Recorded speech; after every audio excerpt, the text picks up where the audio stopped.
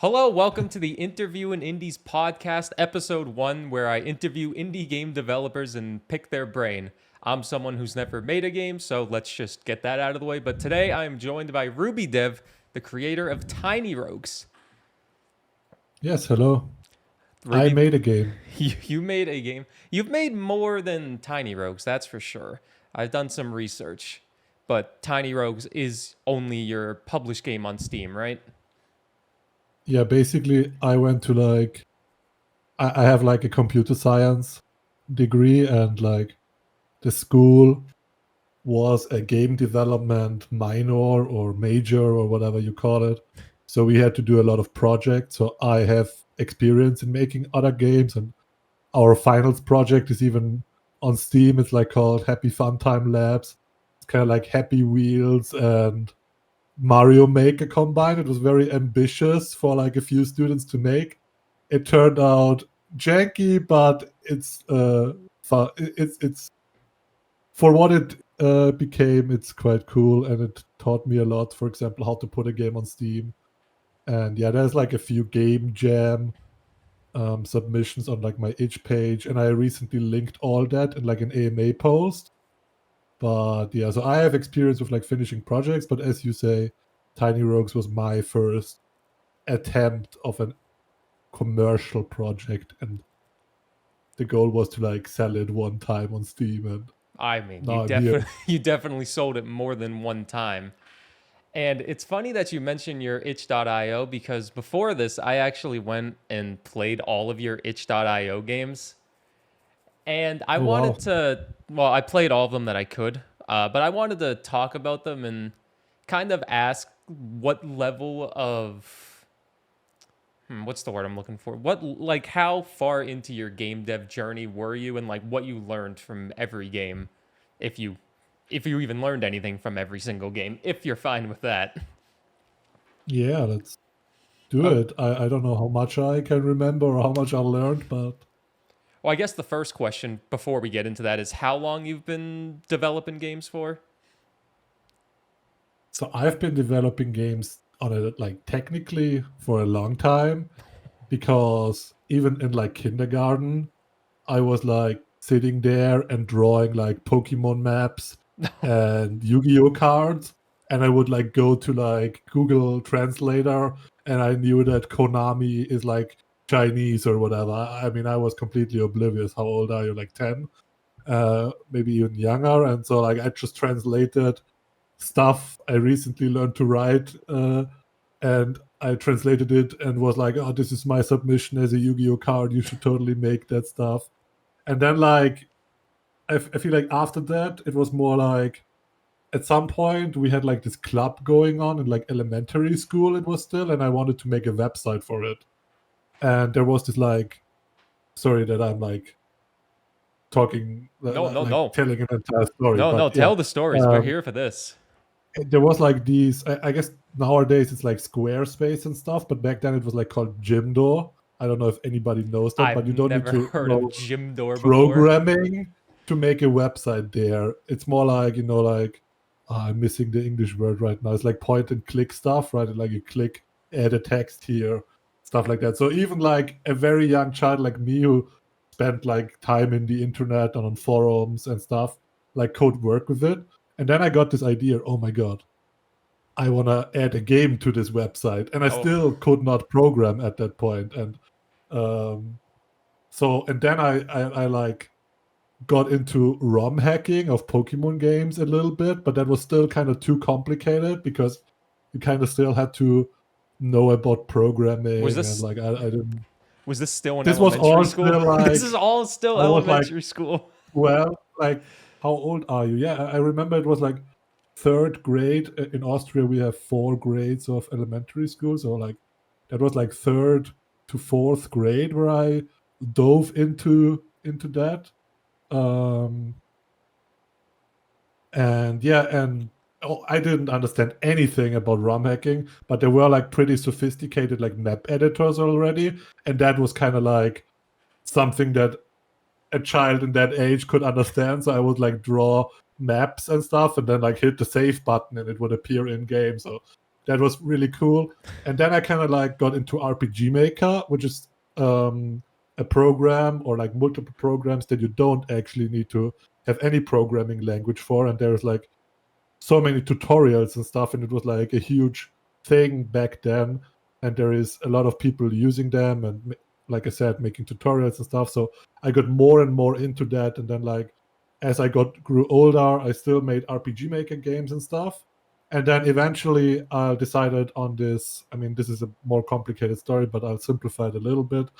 I got to like studying, and then I found out that in the nearest city there is actually like this kind of like computer science bachelor, and they have like a focus on game development. So then I finally learned programming, and that studies, although my studies there started in 2018. Oh wow, So only like 6 years.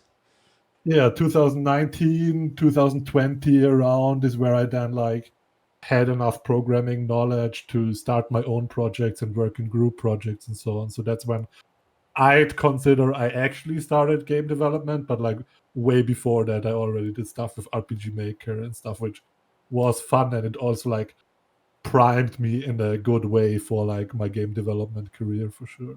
Yeah, so you got an early start. So you started on Yeah, itch.io back in just only like 5, 6 years ago.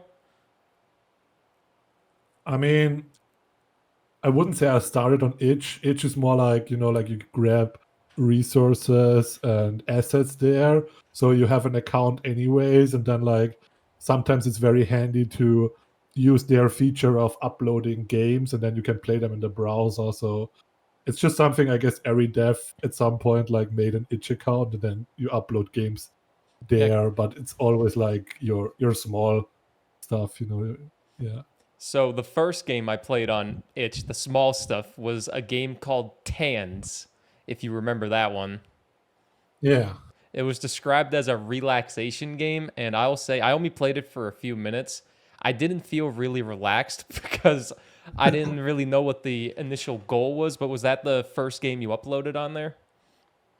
I think there are some like hidden projects that are Oh. like super super not ready for public.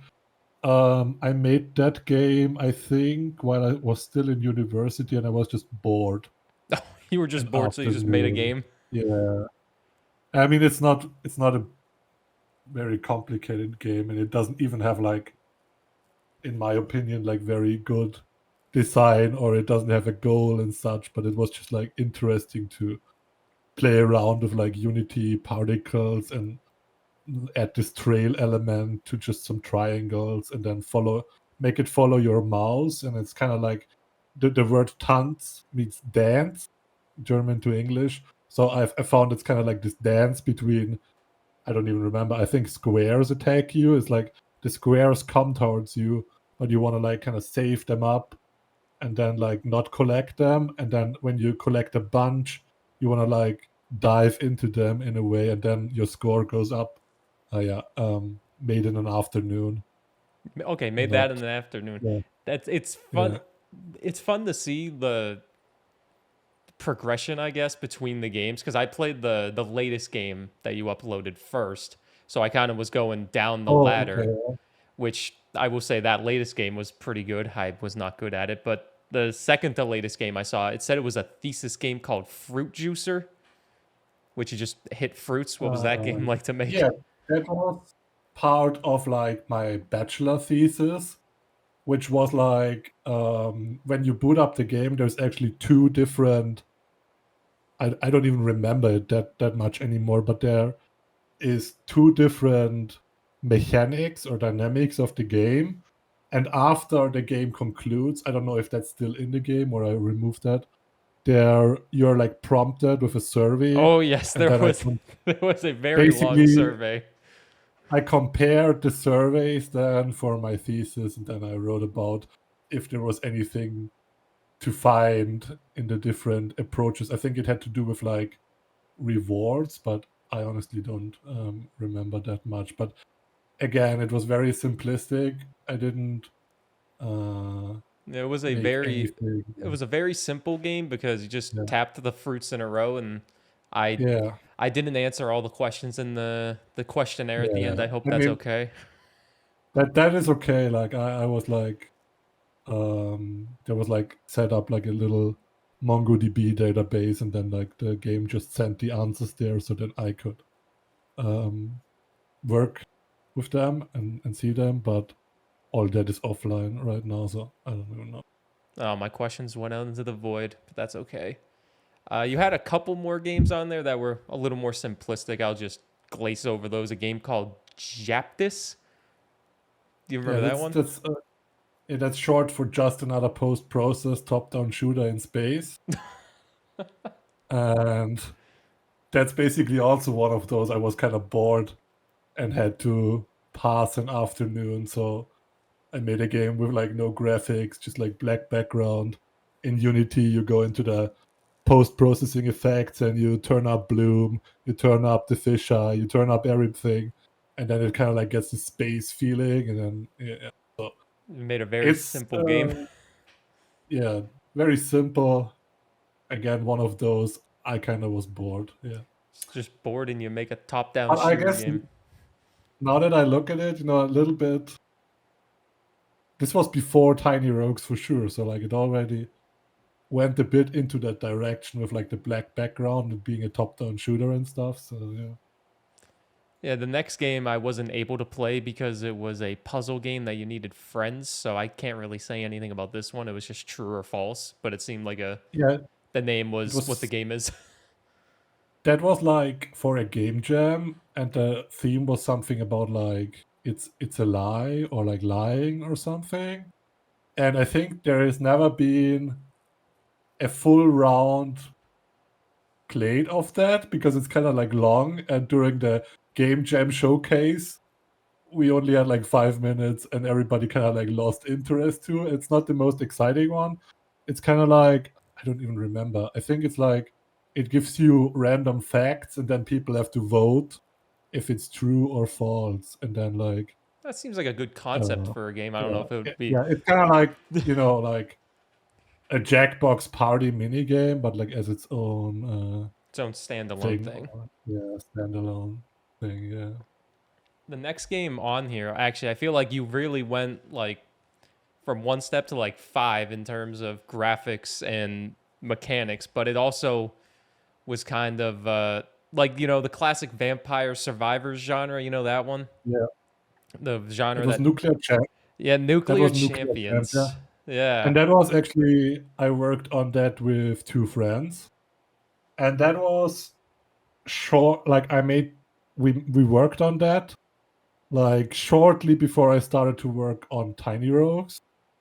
And I don't know. I guess the next game is the Tiny Rogues prototype. I don't know if you tried that one I didn't try too. that one, but I did see that there, and I was Yeah. very curious to try it.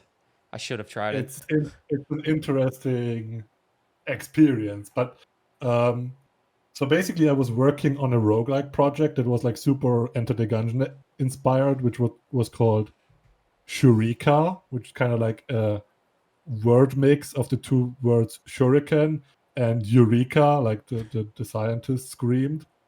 And it was like first it was supposed to be like a wave shooter kind of thing. Funnily enough, that was all like before Vampire Survivors popped up. I was gonna ask because Um, Vampire Survivors has been out for a yeah, few years and now. then I was kind of like not happy with like the wave shooter concept, which is mind blowing considering that like literally a year or 2 years later that Vampire Survivors popped up and like took the world by storm. Like, and I was basically working on a kind of similar game. Like it had, everything we know and love today, like drafting, like pick one of three, place a turret, shoot shadow shuriken, shoot burning shuriken. I just wasn't like good enough at pixel art to like kind of convey it. So I was always very unhappy with it. And I think I spent an entire year on Shurika and I was A whole never year? really happy with it. And then I took a break like shortly after Christmas. And then actually Vampire Survivors came out and it kind of like I mean, it didn't even blow up at that point yet, but me and my friends, we played it for a few days and we really enjoyed it. But then the thing was, we were sitting in Discord and it was like, everybody's playing Vampire Survivors, but we are game developers. we could just like make a multiplayer Vampire Survivors. So that was the idea behind Nuclear Champions. The unfortunate part is that like my two friends, they were like doing their master. Oh, so they Like didn't have as much time. I stopped after my bachelor, and my two friends were working on their master. So like, you know, their projects came up and homework and stuff, and like having to study. So like I kind of like stopped working on it. They kind of got busy with other stuff, and then I think I went back to Sharika for a while before like burning out of that again. And then the Tiny Rogues prototype that is also on the itch.io page is actually like my attempt of being like, I need to reset my mind. I'm bored. Let's just make a roguelike within 2 weeks. Or like one, I think it was 2 weeks. It was, sometimes I say 1 week. It might have been 1 week and then I extended it. So 2 like weeks to that, make Tiny Rogues prototype? yeah, that's Tiny Rogues prototype, and that happened within, let's say, 10 days or whatever. And then my friends, while being at university, loved Tiny Rogues so much, they always were like during lectures, grinding Tiny Rogues, the prototype, and being like, oh my god. Then I was like, okay, screw Shurika. Let's I'm just making start a Tiny new Rogues. project and make Tiny Rogues 2 with all the features that like didn't fit in those 2 weeks, and like more enemies, more weapons, more everything. And then I spent like, I think it was 7 to 9 months developing Tiny Rogues, and then I released it on Steam. So yeah, and like nowadays we often talk about Nuclear Champions, but I Yeah, kind of what like could fell have out of been? love. I fell out of love with the Survivor genre a little bit personally. Yeah, So now I there's a don't really have drive anymore to finish it. But that's also like understandable. looking back, it would have been kind of crazy to be like this game was like kind of playable. It was really laggy and had technical performance issues and stuff. But like 2 months after Vampire Survivors boom, we would have been the persons who like push the multiplayer Yeah, the Vampire multiplayer Survivors versions on of the that, yeah. market. Like, I mean, we kind of like failed by not doing that, but yeah, like we are Well, you all can't aware of force that. something if you don't Yeah, like it doing and it, so yeah, you know, and now it's like not really something special anymore. I think there are already co-op I Survivor was gonna games. ask you what your Yeah, opinion on that genre is, because every time I open up Steam and try to find new games to play yeah, or just games in my email, I have a million. You called them action auto battlers. I call them horde survivors, but yeah, we can just call them yeah, vampire survivor style games for people that yeah. may I not mean, that's know what it are. What do you think of that genre? Do you feel like it's oversaturated like I do? well, I have a lot of things to say about those games. First of all, from a developer perspective, they are like super fun to make. Oh, Like it's very easy to like spawn an enemy and like move it to the player. You know, like the enemy doesn't need like um, good AI or need to know about its environments, like or like dash around, jump around like Tiny Rogues enemies or like whatever. They just like move towards you. That's like super easy to make. It's like 2 minutes of work, and then like you just implement cool weapons and special effects, and you like so like it's a fun genre to make. And during game jams, even I'm sometimes like, dude, what if we just like vampire survival this like genre? So like I can get it from like a developer perspective why it's so popular, because it's so easy and quick to make and it's fun to make. Yeah, then there is the point where I feel like we all kind of like, and with we I say we developers, we took the wrong lessons from Vampire Survivors. We kind of like all thought this, like, in my opinion, it's quite dull gameplay was the thing to take away from it. But I feel like what we should have taken away from it is how like well Vampire Survivors does like gamifying stuff, like when you open the chests and the animation and how awesome it feels, yeah. and stuff like even like putting the XP into like these like crystals and stuff. Like before all the games on the market, you know, like you kill a monster and you gain the XP like kind of invisible, but like putting it into like this little pickup felt so good. So like there is lessons to be learned from Vampire Survivors that are like really really valuable, but I feel like everybody just kind of like turned it into an action auto battler where you don't do anything. Yeah, and like to me, it kind of lacks agency, and I don't like it. Do I you don't feel like like it's it a that much. good Yeah. starting point for developers though? I don't have any development knowledge, so I think make like you said they're easy to make. Do you think they're like a good get your foot in the door type of game to get yourself into development?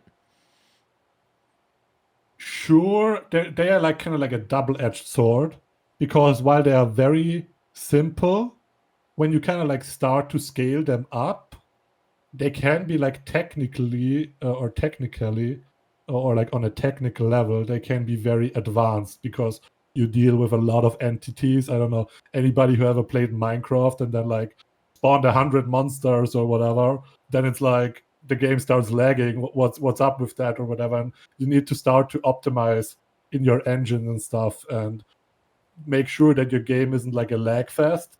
Um, so like that's difficult, but as long as you like kind of like keep it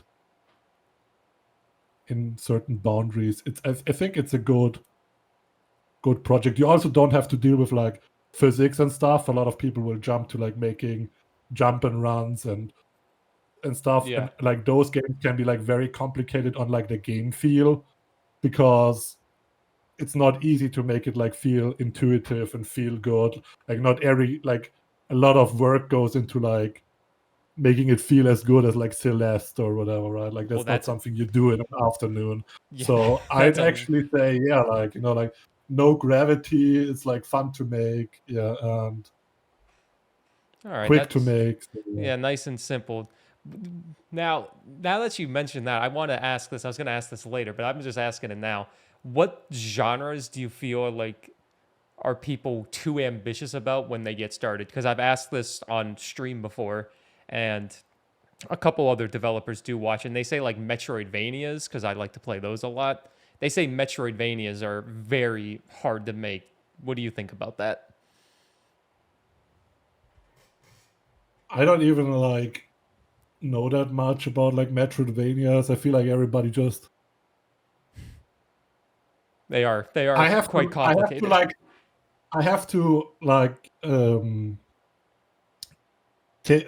look at this from like two perspectives, because I can look at this from like my game designer perspective, where like I have a lot of hot takes and a lot of, I guess at this point, also knowledge and stuff. But then there is also like the part of just like, let's just make a game. It doesn't like let's not think about like how innovative is it, or like how what the game design is.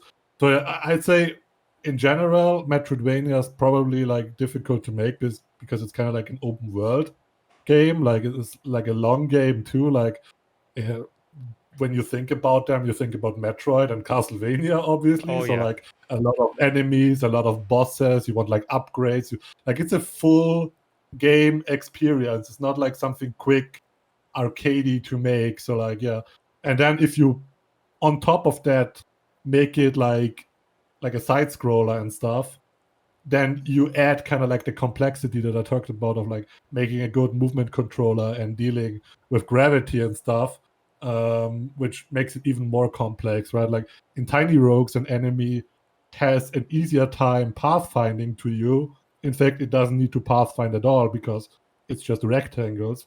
But if you take like a game like Super Mario, I mean, a Goomba runs from left to right, but let's imagine you want like something a little bit more sophisticated, and suddenly you need to like teach your monster how to jump and how to chase after the player and stuff. So like it can like ramp in difficulty of making it very quickly, I feel. And that's not even like touching on like the scope that Metroidvanias are, or like entail. And also like if you want to make a good Metroidvania, I feel like you want to like pump it with content, because people are going to compare you to like, well, this game only has 2 bosses. Why wouldn't I just play Hollow Knight, where I can fight Yeah. against 30 bosses and stuff? Like, so like there is a certain level of content associated with different genres, and you kind of like want to deliver on that front, like in a way. So yeah, They're hard. yeah. All right. Well, now that you talked about Tiny Rogues, I do want to talk about it, but I also want to mention the last game that you made on itch.io, which I think I saw you tweet about it initially when you made it as a game jam game, and it was Match Yeah. Parade. That game was actually, I played it a few times and I thought I did pretty good winning in 2 minutes, but it turns out like the world record for that game is like 50 seconds, and I didn't feel the greatest. So what was that game? Was it like? No, I don't even know how to word it. Yeah, That how was was developing like that? that was like way beyond Tiny Rogues. That was like, I think this year I made that. And it was for a game jam from like a Discord with a few developers. And we kind of had a restriction of using like this card asset pack. And yeah, at first I didn't have an idea, but then I saw the cards also have like these Uno cards in a way. So I got the idea to like match them. And then I just made a high score chaser out of it in a way. I think it really shows how like, because that game was like, actually I don't remember how quickly I made it. I definitely I definitely spent less than a week on it, and I think it Game jams shows are how, typically fast.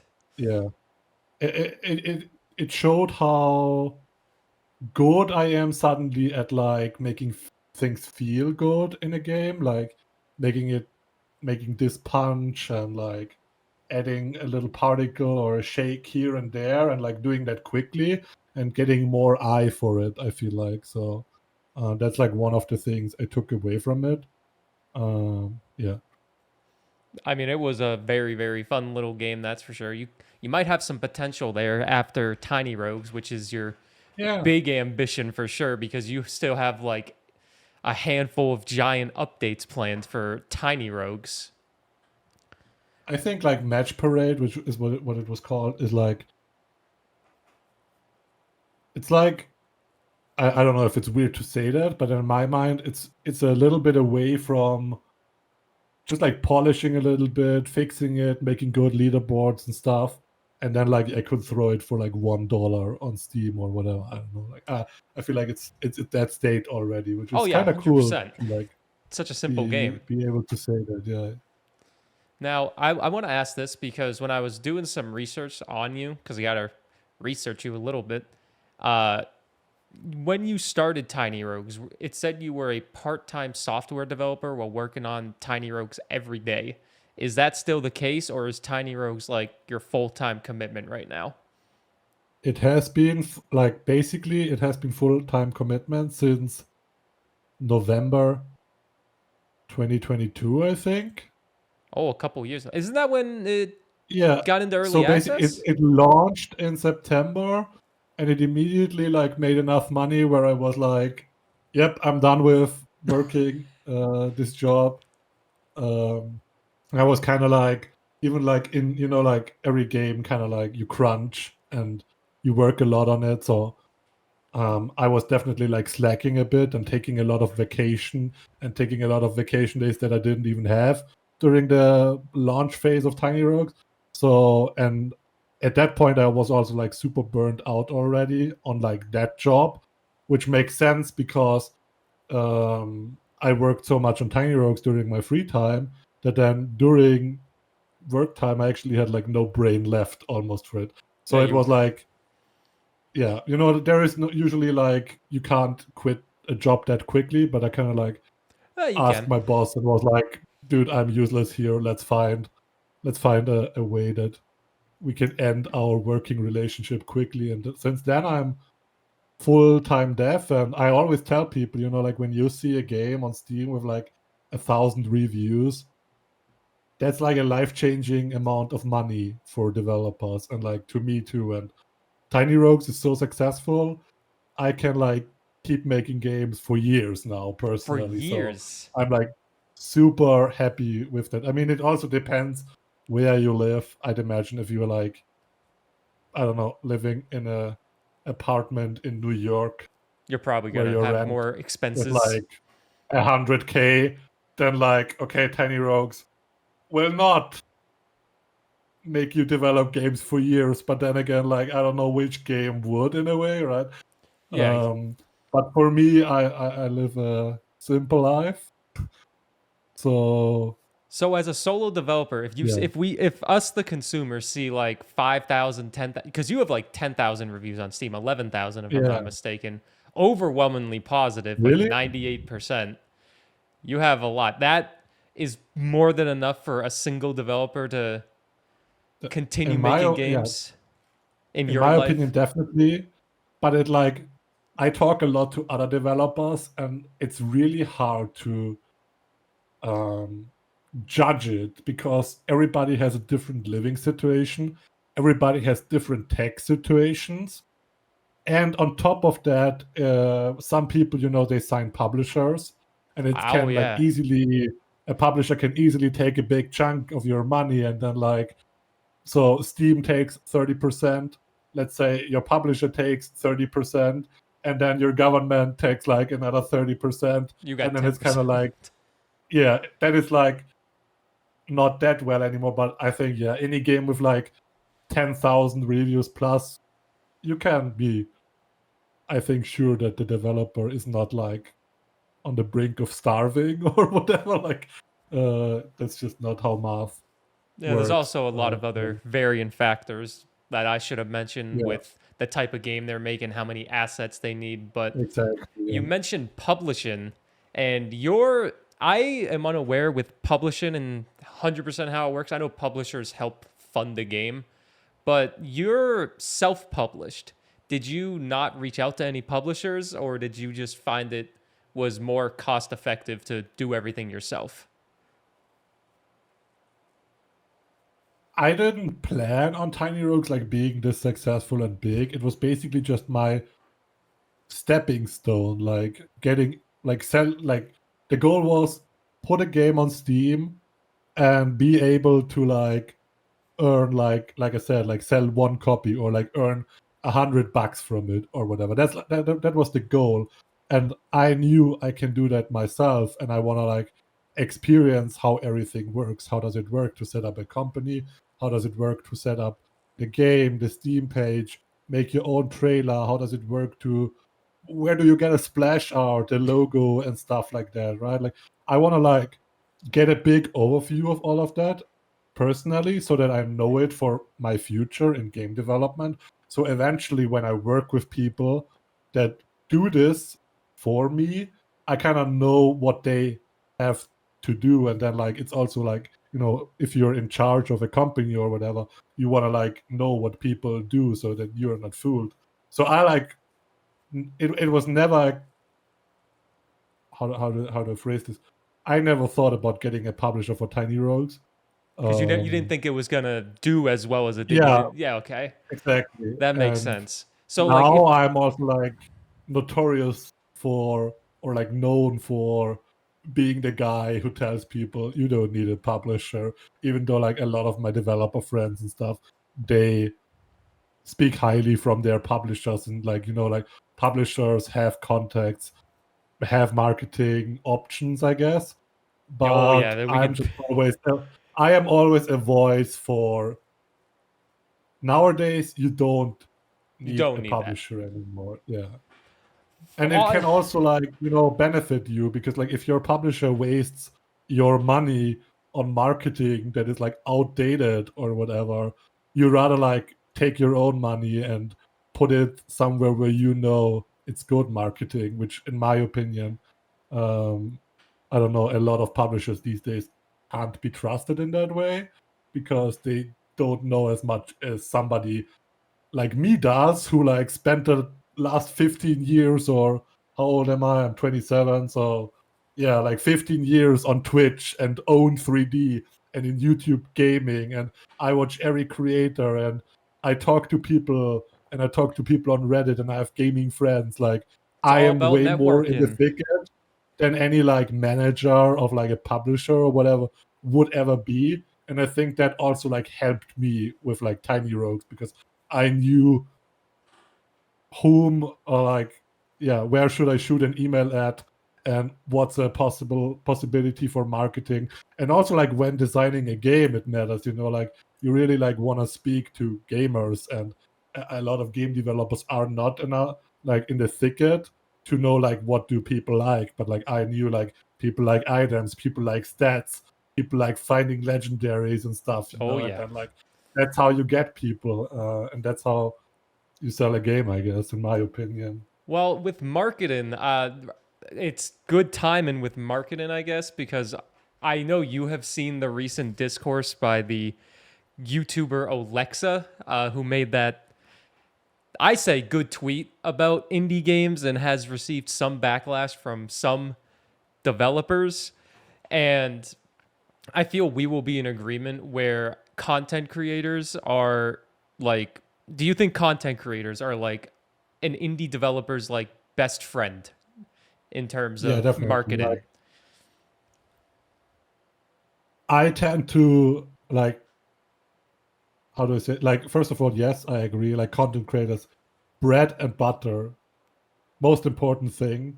You need the content creators because they like hype your game, they bring an audience, and then after that audience picked up your game, then you can suddenly rely on like Steam's like stuff like the Steam algorithm. The Steam algorithm doesn't help you at all if you're unknown, but you know if like a big YouTuber or whatever brings a wave of people to buy your game, then the algorithm. I might be actually wrong on that. I don't follow any like how to market your game stuff. I could be completely wrong with that, but in my experience, it's like you use the content creators to then like leverage like the Steam algorithm and like newspapers, news magazines, news articles online and stuff, right? Like that's how, and like word of mouth is also important. In Steam, you have your friend list, and if somebody plays a game there, do you see, oh my god, they've been playing this game for like 3 days. What is this What is game? this And then you game? I check need to it play it out. too. Yeah. So yeah, definitely. I mean, I still am so thankful to Retromation, who like immediately played Tiny Rogues, and Oh, I love he's Retromation. quite the big content creator, and Oh he's yeah, in the like roguelike doing, scene. he and you and Alexa and like all the people, you're doing God's work out there. Like no matter how small of a content creator you are, I still tune into like content creators with like 10 viewers or whatever, Oh yeah, that's because 10 like people right there it's that could be so, enjoying your yeah, game. so important. Exactly, it's so important to like this entire sphere. And I I try to be, I like to give my hot takes and stuff on Twitter, and like I don't have Twitter Blue and stuff, so like I need to keep myself short. But yeah, I can imagine that for like some game genres it's like very hard, because I don't know, like when I think I'm making kind of like a mix of Gungeon, Diablo, and Isaac, I just think like, okay, like you gotta like message Retromation, Northern Lion, you gotta message you and stuff. Like you gotta message, I don't know, Bear Taffy, people. Uh, but then I don't know, like if you'd make like something more obscure, like a puzzle platformer, like whom, like Yeah, I'm not in that sphere. you got to do I a lot don't of know who research to for that. message, so I just like try to not seem too arrogant, because like there is different genres, and I feel like Tiny Rogues is like a blessing because I love to make Tiny Rogues. It's the exact game that I like to play, but it's also a game that a shit ton. Sorry for using shit. No, I don't no, know no if we have to worries, no beep worries. it. I swear all the time. Um, like they would also like to play, but there is definitely people out there who like make a historically accurate card game, single player, I don't know, that's a storyline, visual novel. And that's like, okay, like you might just be like in a bracket where not as many people want to play that. But like for me, it was very simple, because like top down roguelike shooter items, upgrades, that's like everybody eats that up. And I also like am very fulfilled and satisfied working on this game because I love it. So I am lucky in that case. Yeah, definitely. You're lucky that you. I mean, I do think even if someone makes a roguelike game, you need to have a good formula with it and like an actual good product. Because I get tons of emails that I need to respond Mm. to. Sorry to the developers that email me. I get tons of emails, and sometimes the games just they don't really look.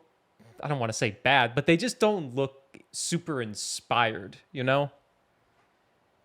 But Yeah, I definitely get that. I'm like, I know people that try every game and they can see the good in every game, and they look at a game and they're like, wow, this looks awesome. And we kind of like talk about this like window shopping effect, where you like see a screenshot or see like 10 seconds of a game and it leaves an impression, like, do you want to play it, do you not want to play it? Yep. I am like one of those persons that in 90% of games I look at them and I'm like, what is this? I never want to touch this even. Like so like I am super oblivious. Never, if somebody ever like messages me, what do you think of my game, don't ask me. I am a person, I had a bet going on with like a friend that was about like backpack battles, and I was like, I don't know if this is gonna be successful, it looks kind of weird to me. And they were like, you know nothing, this is gonna blow up. And what happened, backpack Backpack battle battle. I blew feel like up. it. I So feel like, like it blew up more in the demo than when it fully yeah, released, but still, it blew up for sure. they did very well, and like it's an awesome game now. And I just like always think about like Game of Thrones and like, you know nothing, Jon Snow. And so it's like, you know nothing, RubyDev, because like I am oblivious. I look at a game and I'm like, what is this? I would never make this, I would never play this. Yeah, I mean, it took me like 2 years to play Potato. Oh man, that's a great game. The Well, way I yeah, got, I'll say the way indie devs market their game at times. For Brotato, I got that game in my email, and I'm blanking on who made Brotato. Oh god, what's their name? Blobfish. Blobfish. He emailed me, and the email was literally just, "Here's my game, enjoy," with a Steam key, and I was just like, okay. And Brotato is obviously like the biggest Yeah, arena shooter out there, just added co-op, but yeah. I can't remember what your email said. I think your email initially went to spam, which sometimes I do check. But Yeah, my email was a crazy one because it was, so I kind of personalized every email, which I is think something that's I would good. not advise on.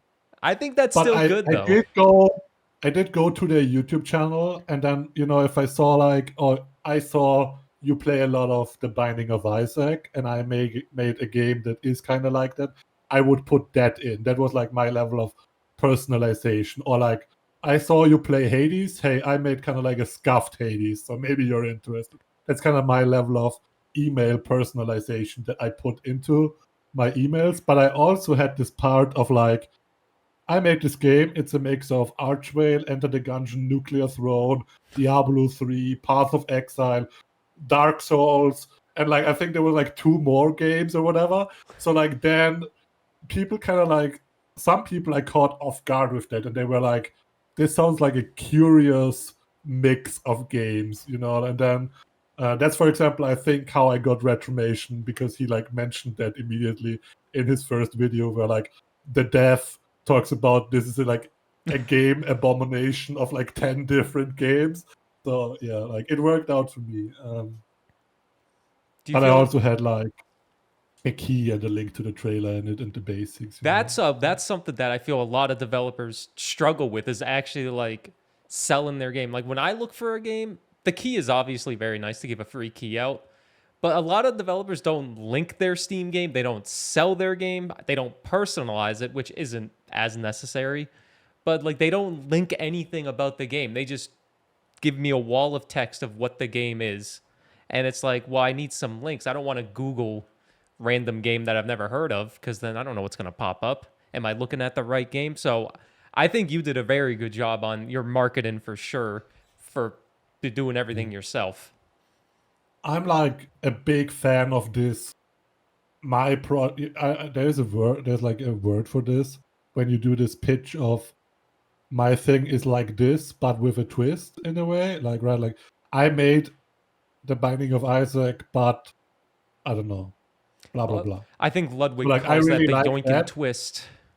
The yoink and twist, exactly. I really like that personally. I don't know if content creators like it too, but I feel like it makes a lot of sense, because if you are a channel with 1,000 Isaac episodes, then you might not be that interested if somebody messages you with, I made Celeste, but it's in space. But if somebody is like, I made Isaac, but it's with knights, I don't know. Like, I mean, a little bit simple, maybe, but Yeah, but not very it inspired. But still, 100% like works. closer. Like in my Yeah. email, if I see someone mention like Enter the Gungeon, you have me immediately hooked in because of how much I Yeah. liked it. It's just that simple. But I feel like, I don't know. Now I'm going to throw out a question. I Yeah. feel like bullet hells and top-down shooters, while I would also count them into this genre of is fun to make, is easy to make, like moving projectiles is fun. The player movement is easy. They're not popular currently. There's very few bullet hell Oh, yeah. games. You only got the bullet heavens, which are the Vampire Survivor likes. And then like it's all like roguelike deck builder, The auto deck battler builder has stuff like right. taken Like over. there is not much Enter the Gungeon nuclear throne stuff anymore. Like we are kind of past that, and it's I think also something that went well for me because I kind of like snuck past this hype train of bullet heavens and deck builders, and then there's suddenly like, oh, there is still like a bullet hell, a traditional bullet hell game. Those don't come out that much anymore these days. So yeah, while still being familiar, yeah. I miss those type of games. Like, I'm trying to think of the last one that I actually played. Like, Axolotl came out last year. I think that game was good. Had a few things wrong Yeah. with it, but I think they're still working on that. That's a good one. Axolotl. I genuinely can't think of like any. Like Yeah, Nova Drift recently came out, but that's Nova Drift recently, yeah. like There's asteroids. there's the one with like you play as like a asteroid and you swing like the enemy projectiles will enter your orbit and you fling them back. Astero Rogues, I think that one's called or something. Is it Asteroids? Yeah, like Yeah. that one is really cool. And I've had that one really in cool my stuff, backlog. so. I've had that one in my backlog for Yeah. so long, and I just haven't been able to pick it I've up yet. Not played it myself, but I've like watched quite a few streams and videos of it, and it seems like A little really hidden cool. gem. Yeah, definitely. All right. Well, we can go back to Tiny Rogues because I did write down a bunch of questions, but I love the discussions that we've been having so far. So I want to ask you as a developer a couple smaller things in the development cycle and see if you think they are, I guess, a vital thing to have while making a game. Sure. So I guess the first one would be something that I personally love, and if a game doesn't have it, I'm more inclined to not play it, and it's achievements. Do you find them to be a necessity? Are they hard to implement? And your achievements, by the way, are great because they're all named after classic rock songs. Yeah, or like not just rock songs. There's also some pop is mixing in it and stuff. Yeah, achievements are something that was not that much on my radar when I made Tiny. Like, I think every game should have achievements. Like, it's like a basic feature of Steam, and it's like too free to not do. Yeah. But there are games that go hard on achievements, and there's like The Binding of Isaac and The Void Rains Upon Her Heart. Like, those stand out. There's like, there are thousands of achievements or like hundreds. Like, and I've talked to a lot of achievement chasers online that are also like, oh, you gotta add more achievements to Tiny Rogues. Like, I'm addicted. I need more achievements. And I'm more of a developer that says like, I want to add achievements that matter. And even in Tiny Rogues, there's a lot of achievements that I just kind of threw in to like please achievement hunters a bit more, which I'm personally not a fan of. But also, I'm not an achievement hunter. So to me, it's a little bit of that. I don't know. Tiny Rogues will probably never become a game with like 1,000 achievements. That is a little too much. I could do that. I could do like go to hell as the pyromancer, defeat heaven as the pyromancer, defeat those achievements. Like, that gets so tedious for someone like me. Do it on Cinder 16. Do it on Cinder 12. Blah, blah. I can multiply my achievements artificially, and I feel like to a certain degree, some games do that.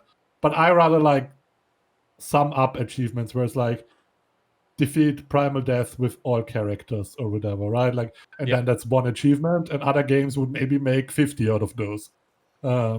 So I think it's definitely a thing that every game needs, and how hard you go in it is like developers' decision. I'm with you on I think that. 10 minimum. Every game should have 10 10 minimum. achievements.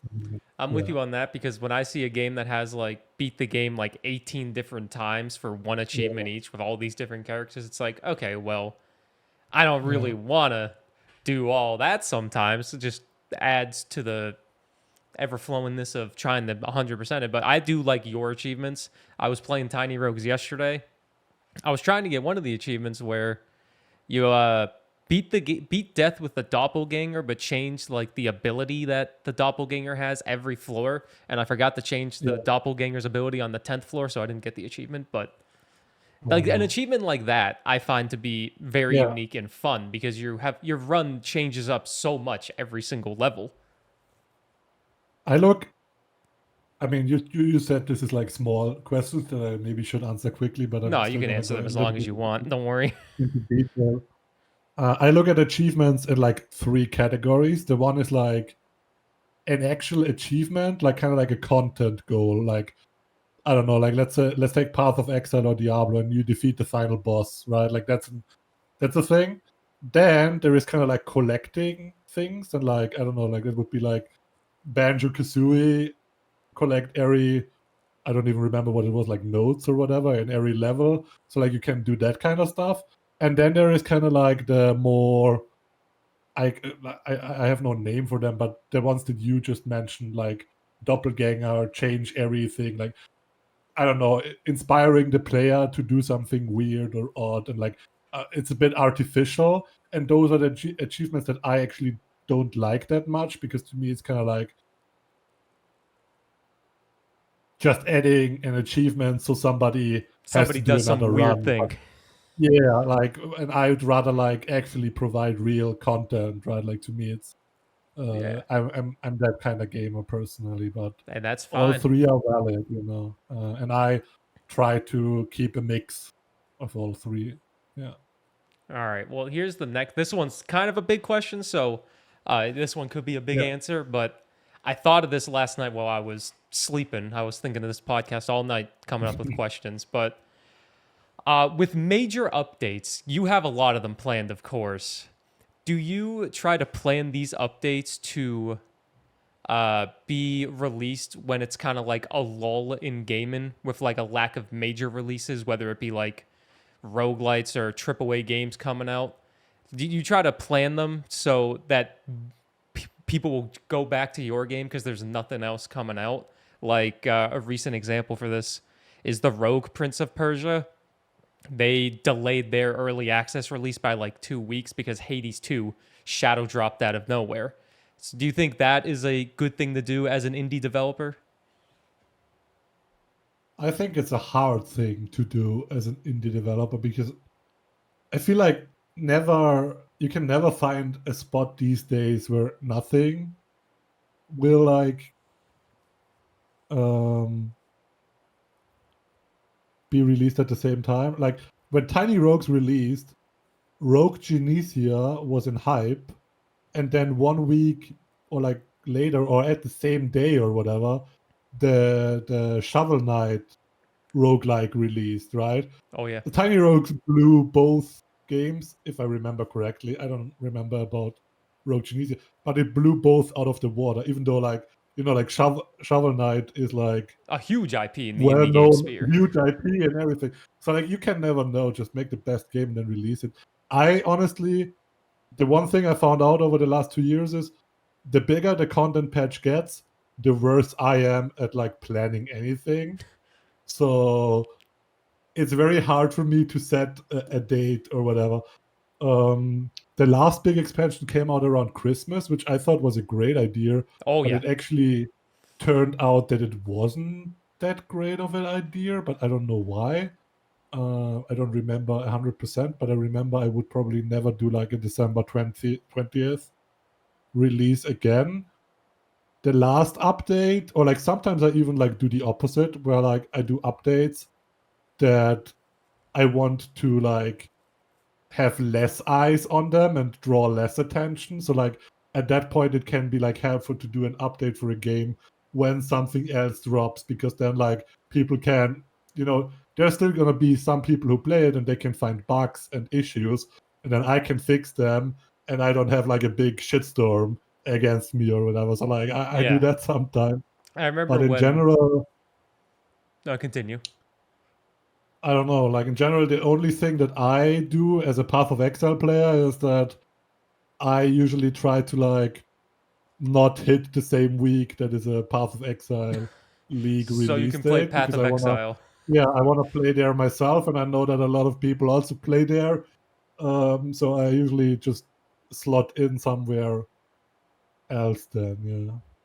With But if other games should do it or not, I mean, sure, you can pay a little bit of attention, but don't I worry about it think too much, you think?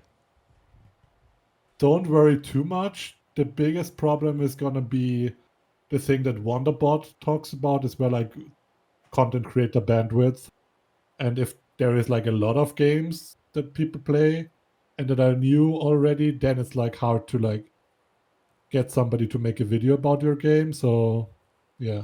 But it's kind of easy to check because I don't know, for me it's like you go on to somebody's YouTube channel and they just got done uploading Rotate to episode 128 and nothing else comes up for like weeks, then it's like, yep, I have a chance here, you know, like. Yeah. But if it's like showcase, this transitions into a series, then it's kind of like a problem, you know, because there's no space for you. Yeah, with your last update, you said it was bad timing, but the last major update, I guess, it was between Heaven and Hell in Tiny Rogues. I remember it. You reached out and sponsored me. Thank you for that. That was awesome. Uh, I You're welcome. thought that update was very good. It did have its negatives, in my opinion. The biggest negative, and I remember a lot of people's biggest negative, was with how much text was on the Yeah, screen to read, which I was fine with reading some text. I can read, but I can understand that you have to appeal to the short attention span that a lot of people have nowadays. Did you feel like that was a major priority to fix, even with it being released around the yeah. holidays? I think. I mean, I recently fixed all of that, or like I fixed it to a degree where I am happy now with the amount of text. Oh yeah. But it happens very rarely that games go this hard on like trying to improve their systems and reworking everything.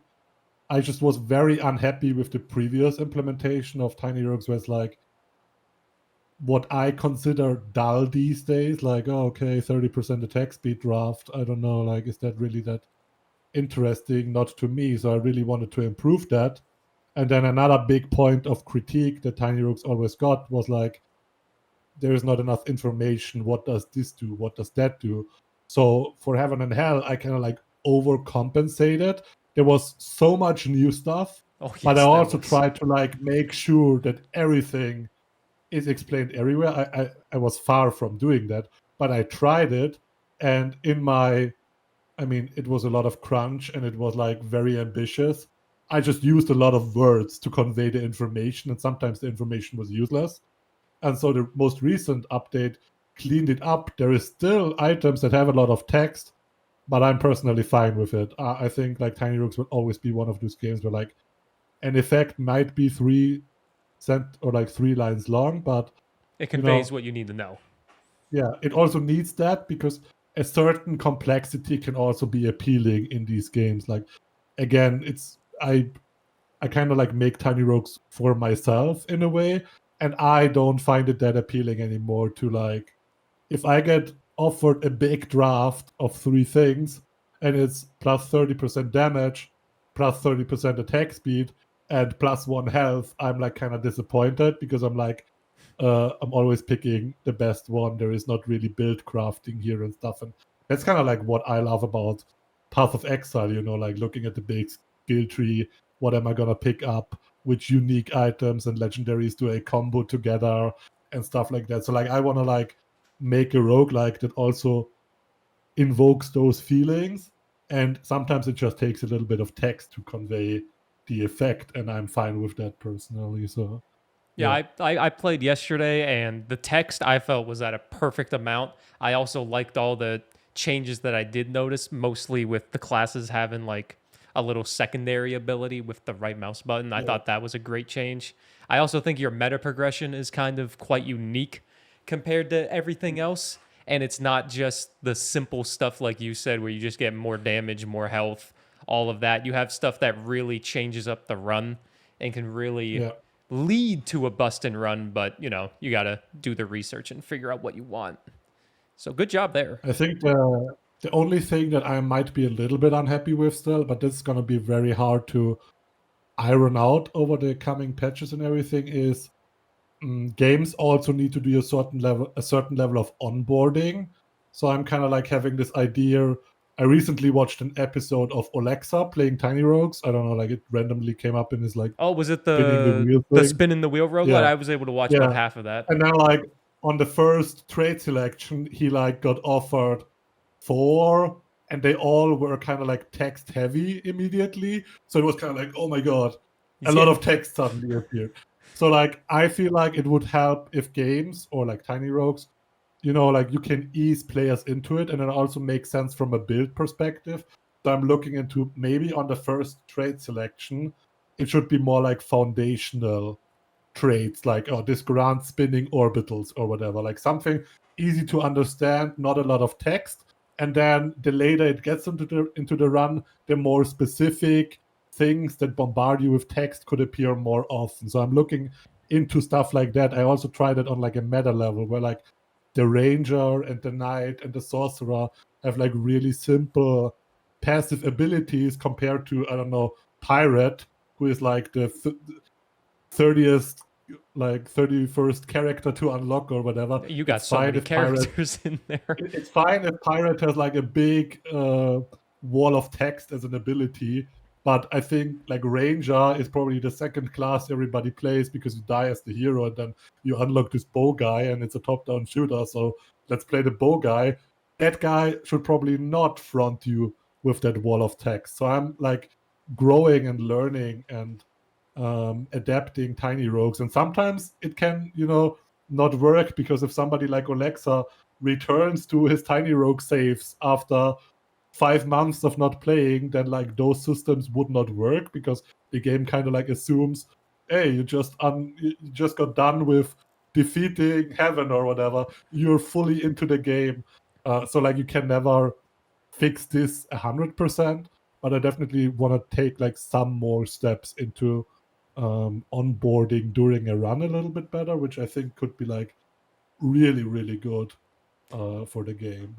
Yeah, I feel like that would probably benefit more to the people that have just started out compared to the people like Alexa. Because like for people like Alexa or even me in this point, you stop playing for 5 months, you still kind of know what to expect going into the game because you've played it for 50, 100 hours. But I understand what you mean. I feel like it's a new player. They'll be overwhelmed immediately with all the options and all the reading and whatnot. So yeah, that's pretty smart. Now I'm running out of questions to ask, which is good because we've been killing this. One more thing is just like even from, it's not just like from overwhelming the player perspective that this feature would make sense. I feel like also like from a build crafting perspective, it kind of like makes sense to like lay a foundation. Like some traits are like very specific and super in deep already, and if the first draft offers that option, it's kind of never an option, and that's kind of not fun. Like again, like I want to like offer drafts that are interesting to the player. So yeah. Oh yeah, 100%. That's why I'm not thinking about it, but that's a tangent. Are you? Oh god, I remember the last major update. You teased the next like 3 major updates, and I'm blanking on the name of the next one. But do you have any ideas? Have you been crunching, I guess you could say, for that next one, or are you kind of taking a more steady pace? I announced 3 expansions after Between Heaven and Hell, and some people ask me like, how do I even come up with that? But funnily enough, this podcast we talked about like the Tiny Rogues prototype. Yeah. And there, like, believe me or not, but there is like a super scuffed Google document, and it details, stuff like go into the abyss after defeating death and blah, blah, blah. So like, that's for me features that have been planned for like 3 years now. So it's not something that I added on to scope creep. It's literally the reason why I ticked the early access box, like checkbox for Tiny Rogues, is because the game is not done yet. Until this like Google document of like features is like done, the game is not done. So I announced Into the Abyss, and then be on the Edge of Infinity and Beyond the Matrix. And basically those are like 3 big new endgame zones with new endgame bosses, and I guess like lore twists or lore points, even though Tiny Rogues is very light on lore. Yeah. So I definitely still work to finish those. And I've not really started on working on those yet. I've been like really busy this year to like clean up the mess that Heaven and Hell left behind in a way. And I also hope that I'm finally done reworking the entire game, because first Heaven and Hell was a big, like going through every weapon, going through every item, finding new effects and stuff. And now like the cleanup update, doing this again, going through every trade, cleaning up, focusing my vision, focusing the game's vision and everything. I just hope that I'm now finally done with like reworking the entire game, which eats a lot of time. And I hope I can like blast some content updates in 2025. At this point, it's been a while since I like worked on boss enemies and stuff, so I don't know how that's gonna go in 2025. I also plan to do a little bit of traveling in 2025. But at this point, like I recently read on Twitter that Nova Drift was in development for 10 years, Yeah, and like yep. it makes Nova me Drift was like in. It was there it for makes so me look long. at that, and I think like, oh god, Tiny Rogues also already 3 years. The I 3 really years, you thought this got is gonna be plenty of like, time though. They were in early access since 2019. Like, I really thought that like Tiny Rogues would be like a 2-year project. So like, but I'm now thinking it's more like 4, hopefully not 5 years. So in an ideal scenario, I start blasting next year, but I also I learn more and more about overworking myself and burning out. So I think a lot of yeah, content creators sometimes can relate to that. sometimes I'm just not as quick as I am ambitious. So yeah. Well, I find that I feel like probably a lot of developers that are in early access probably have, like you, a whole game plan set out in stone, and it's just a matter of finding the time to do it, Yeah. cleaning up the game. But that's a very. I'm excited for it because Tiny Rogues is personally one of my favorites. I love Tiny Rogues, Yeah. but god dang, that was I basically the mean, last major question. But continue. when I set out to make Tiny Rogues, and I know comparison is the thief of joy, but I compared to Isaac, and I never played. I played Isaac in the Flash days, but not since then. I kind of like don't vibe with the gameplay that much Oh, anymore. don't say that I out don't loud. People like might get mad at you. I don't I don't like the 4-directional shooting and stuff, but Yeah. it adds to Isaac. Isaac is like claustrophobic, and it's like it adds to the atmosphere. The gameplay also adds to it. I just personally don't like it that much these days. But I look at the Binding of Isaac, and I still have this in my mind when I look at roguelikes that release today. We all kind of are like, or like need to catch up. I don't want to say we need to catch up, because like there is games that like Hades that don't have as much content, but they are like way more popular and even like as well received as that game, and they're just like replayable on a different front.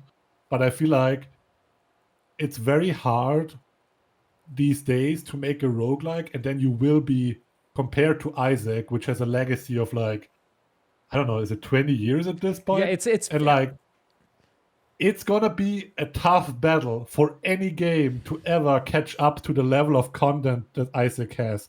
It has like hundreds of bosses, different floors, different items, different paths. You go to hell, you go into the chest, you go there, and there's always stuff added. It's still being in development, and I feel like I kind of like wanted to create something that eventually starts to rival Isaac.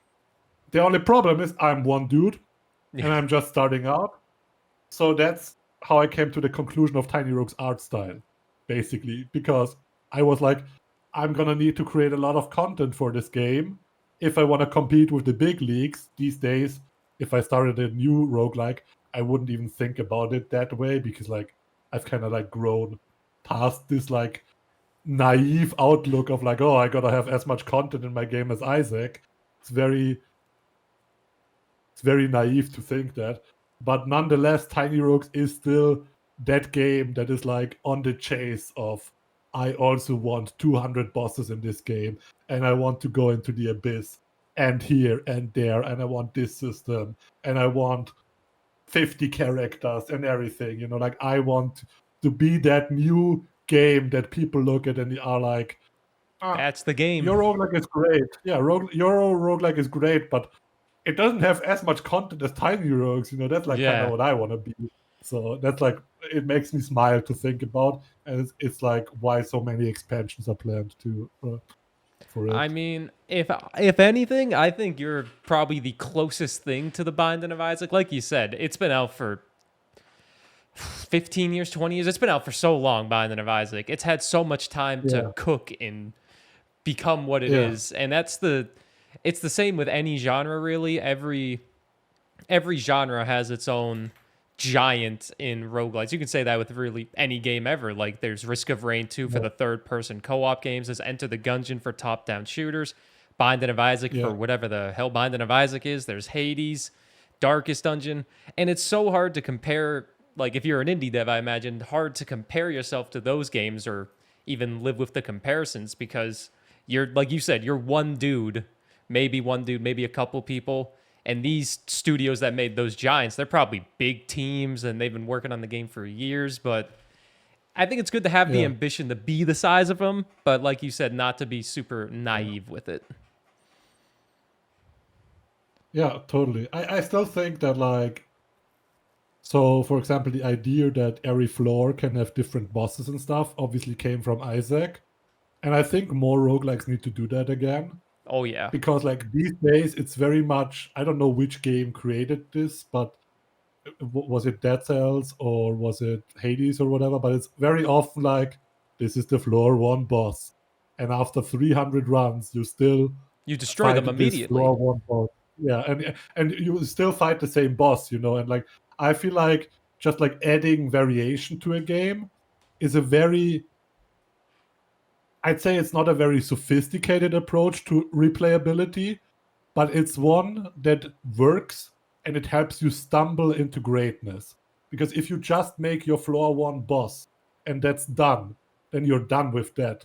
But if you make 5 floor one bosses, then it will like lead you to iterating on your own work. And then not just the number 5 will lead to replayability because players want to experience new things, but in general you also get better at like designing stuff, and that also increases replayability. So I think that's definitely a bit of a lost art in roguelikes. I mean, I guess like even classics like Nuclear Throne don't even have variety in that case, but I personally am a fan of that, and I think a lot of games should like look into like spicing up variety a little bit more in their roguelikes. I can agree with that. My favorite roguelite's probably, Enter the Gungeon, best variety. Hades has everything that I kind of like. I would like more variety, like you said. The story's great, combat's great, it has weapon variety, but more bosses is always super nice. I think the thing Dead Cells has going for it is after the first. No, it has more bosses, but Dead Cells also has 12 DLCs that let you have all these different paths. But I agree with you that more bosses on a basic floor 1 will help in the long run for sure. And that I had one more question, but it was kind of a joke question that I also thought of before I went to bed. For some reason, this came in my head. And I've seen other games talk about doing this, but they never really do because it's apparently very hard. But co-op Tiny Rogues, what would you say to that? Just that. Never. So I recently answered this in my AMA because there's so many people who People are are like, actually asking about that? when multiplayer, when co-op, and I'm like Tiny Rogues.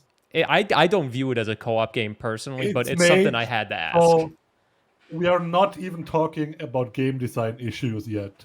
We are Yeah. still on a pure technical level, and Tiny Rogues has too many programmer sins in it that it's never gonna happen. Like, I mean, people always then say like, but modders will edit, and I'm like, that one modder who wants to tackle this project, That's a big and I'm gonna project. swear here, he's a poor bastard because like nobody wants to be in charge of that work, and it's like an entire rewrite of the entire game basically because I know my code base, like so it's like okay, then rewrite in the entirety of Tiny Rogues, but after that you still face like issues like how do you want to do it game design wise, right? Like I mean, games like Enter the Gungeon have a co-op, but I played it with my friend, and we were very disappointed by it. It felt like very tacked on, not very fun. I think to some people it could be fun on like couch co-op maybe, but to us it like was not fun Yeah. at all, right? Like it's almost like the game didn't even consider it. It's just like okay, we add another player into it, and even if you did that to Tiny Rogues, I think, yeah. I guess now that I think about it, I like the Enter the Gungeon multiplayer, like that's actually a possibility. I definitely can make that like numpad 8, 4, 5, 6 controls your companion or whatever, but I just would personally be very unhappy with that, So like my answer to multiplayer is always no. I It think won't that's a happen good in one Tiny Rogues. because Binding of Isaac's working on multiplayer, of course. That's taken a while, and that's Yeah. obviously a very huge game. Dome Keeper has talked about multiplayer, but they're also having a very hard time with it.